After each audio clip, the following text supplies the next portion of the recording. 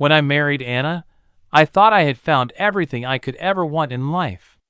She was beautiful, sharp-witted, and she carried this warmth that made me feel at home no matter where we were.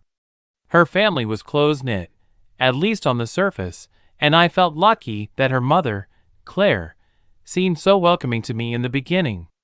Claire was elegant, a woman who still turned heads wherever she went, but I never saw her as anything more than my wife's mother. She hosted us often, cooked elaborate meals, and told me stories about Anna's childhood that made me love my wife even more. Our relationship, though, was always cordial and somewhat formal. I respected her, and she treated me with a kind of polite distance.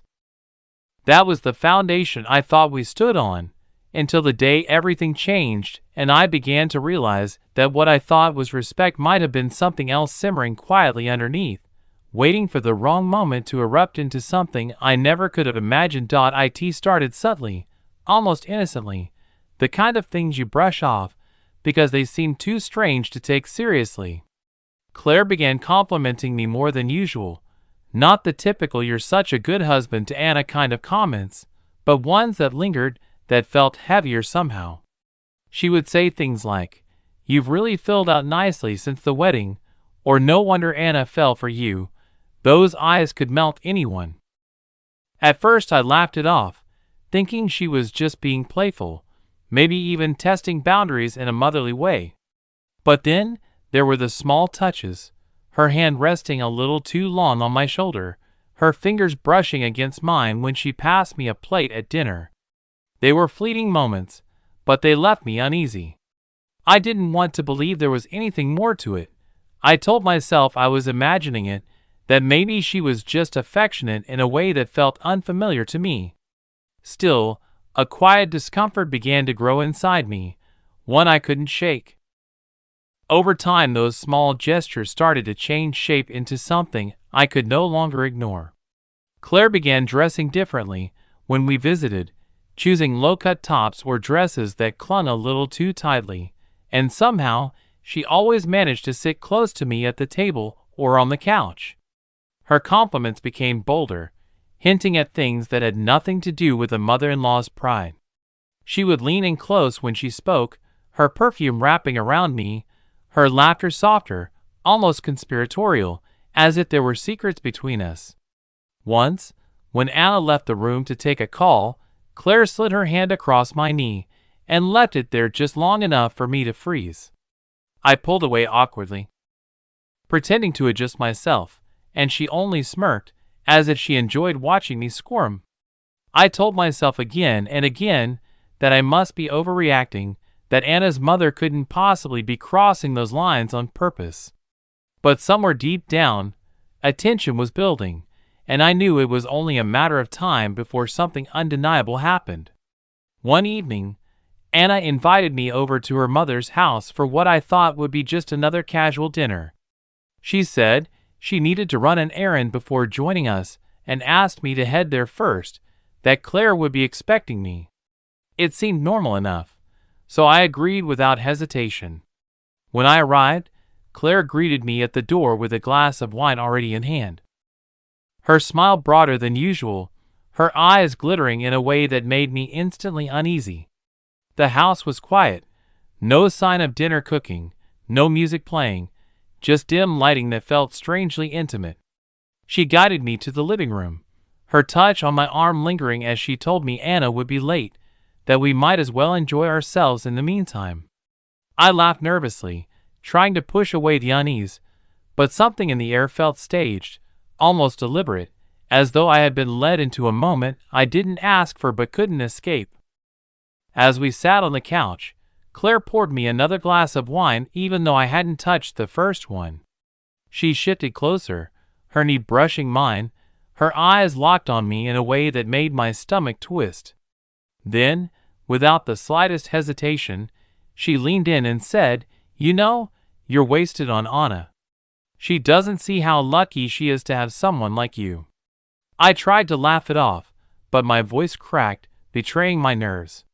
Claire didn't back down. Her hand slid onto my chest, her nails tracing lightly over the fabric of my shirt, and she whispered, I could treat you better. I could give you what you really need." The words hit me like ice water, every alarm in my body screaming at once.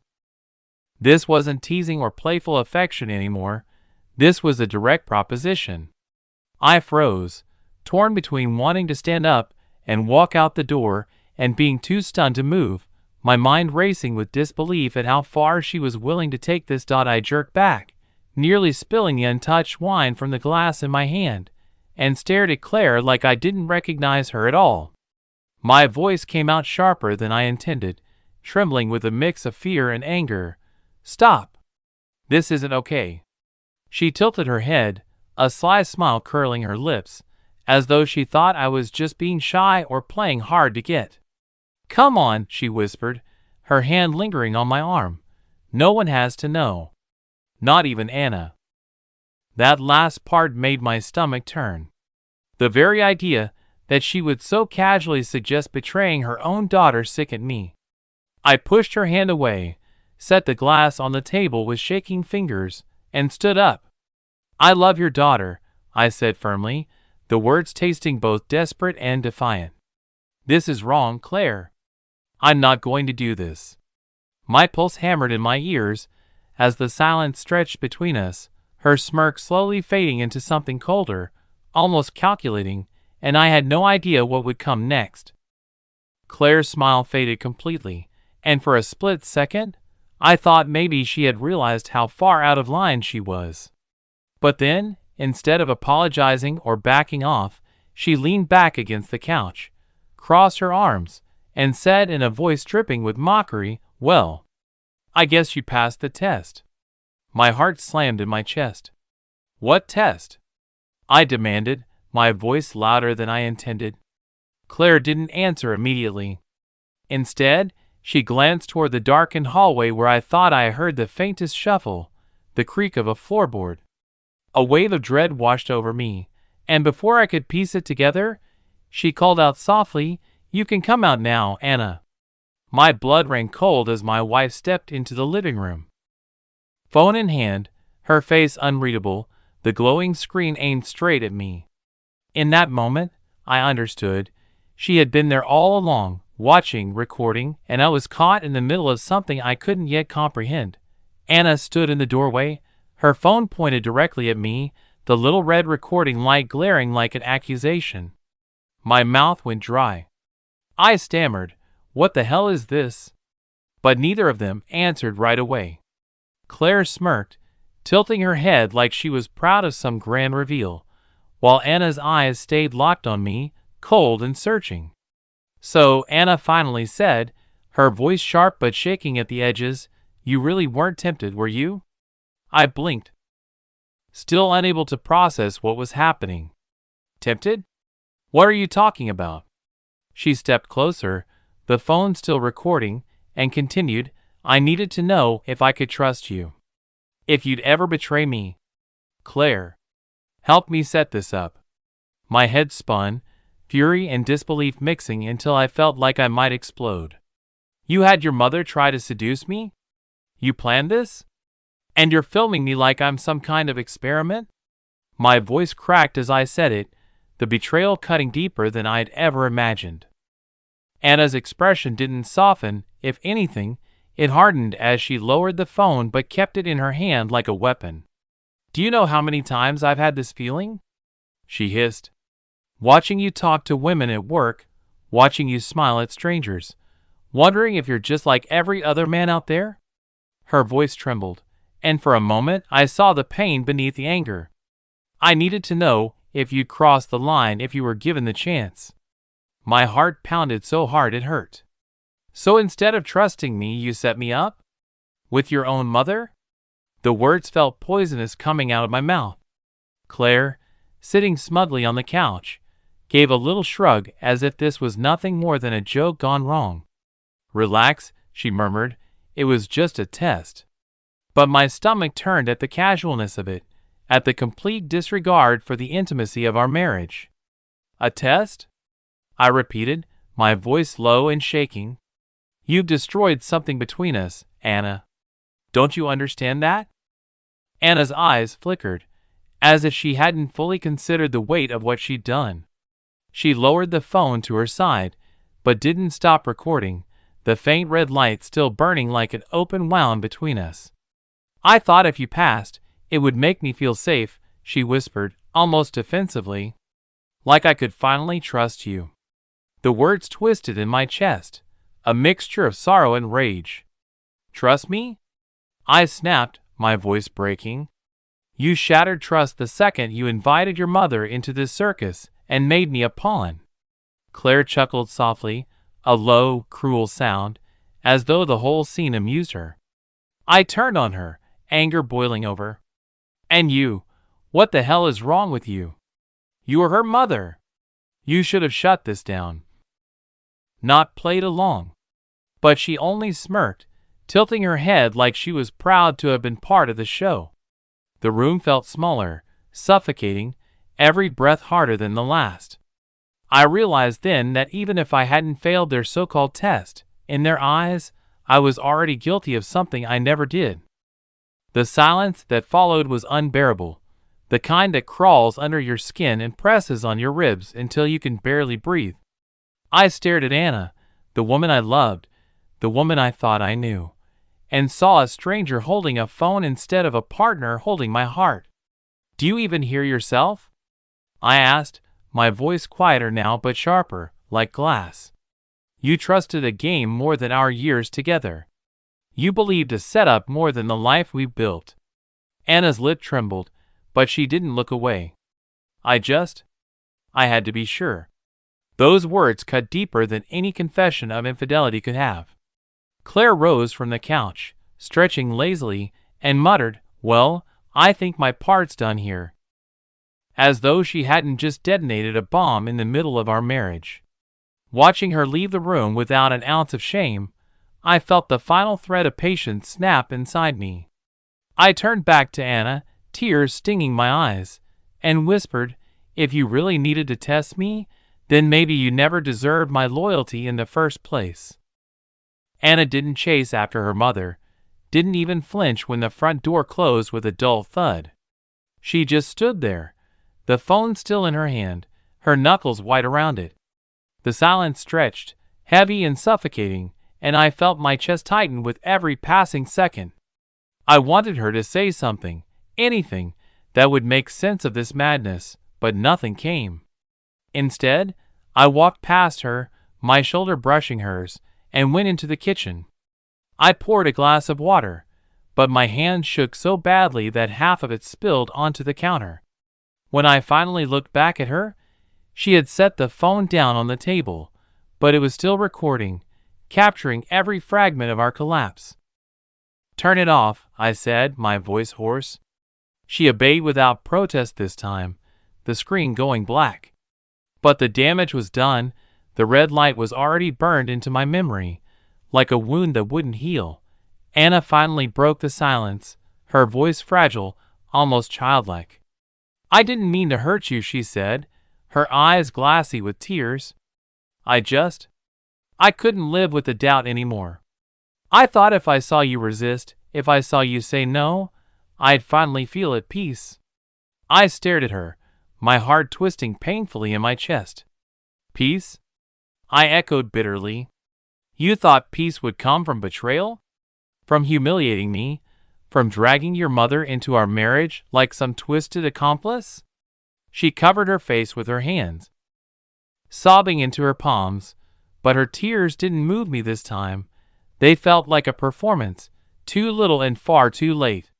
"You were supposed to be my safe place, Anna," I whispered, my throat tight.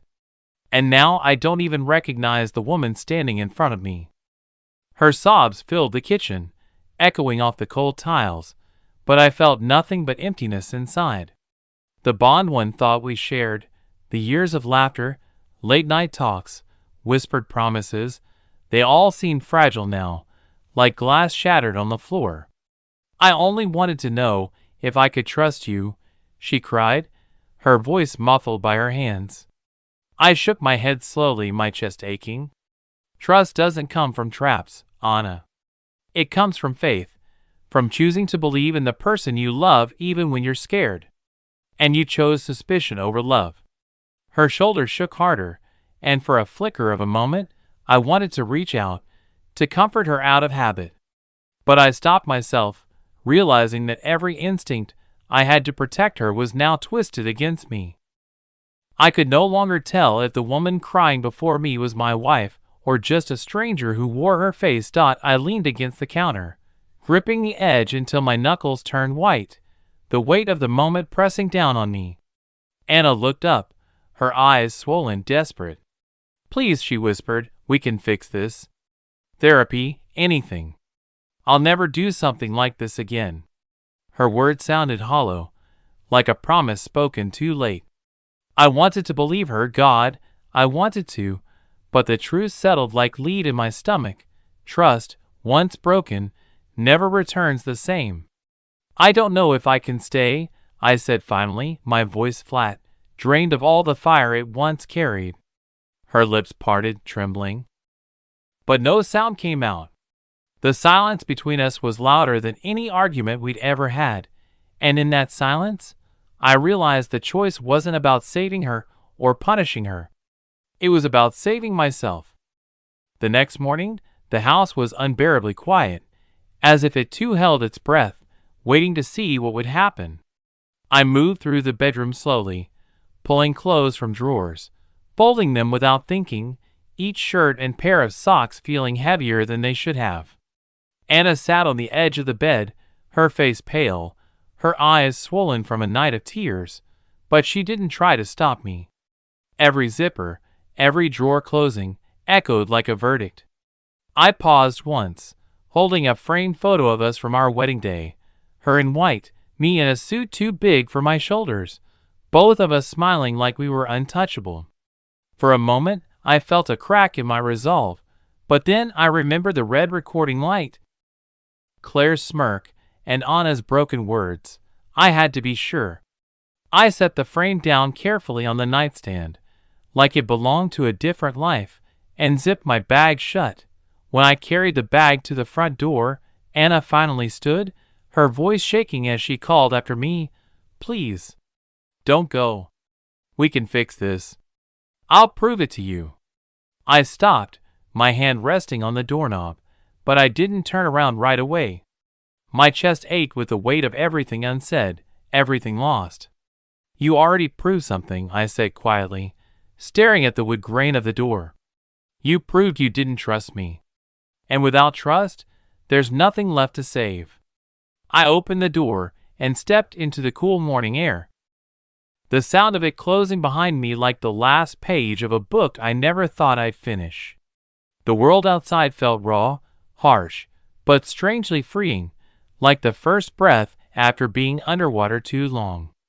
I walked down the path without looking back, because I knew if I did, I might never leave.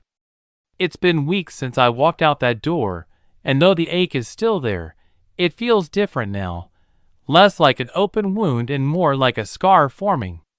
I think about Anna sometimes, about the life we built and the love we shared.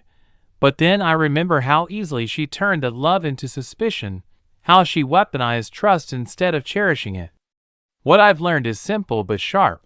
Real trust can't be tested. It's either there or it isn't. And if someone feels the need to set traps to prove your loyalty, they've already decided you're guilty in their heart. To anyone who finds themselves in a situation like mine, here's what I'd say. Don't lose yourself trying to win someone else's faith. You deserve love that chooses you freely, without conditions, without games. Walking away doesn't mean you lost. It means you finally chose yourself.